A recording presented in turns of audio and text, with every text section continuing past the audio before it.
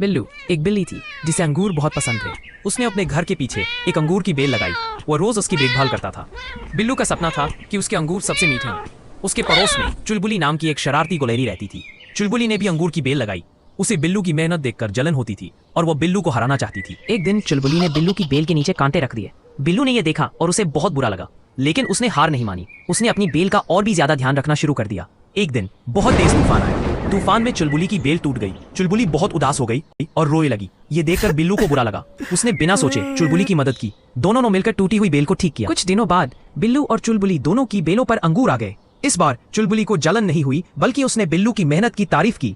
दोनों ने मिलकर अपने अपने अंगूरों का रस जूस बनाया। उन्होंने साथ बैठकर उसे पिया। इस तरह उनकी दोस्ती हो गई। अब बिल्लू और चुलबुली बहुत अच्छे दोस्त थे। उनकी कहानी ने सबको सिखाया कि दोस्ती दुश्मनी से ज्यादा अच्छी होती है। उनकी दोस्ती की कहानी जंगल में एक मिसाल बन गई। अब वे हर साल अंगूर के पकने पर एक छोटा सा जश्न मनाते थे। इस जश्न में वे अपने सभी दोस्तों को बुलाते और मिलकर अंगूर का रस पीते थे। उनकी दोस्ती ने एक कमाल कर दिया। अब वे दोनों मिलकर अपने अंगूरों की देखभाल करते थे।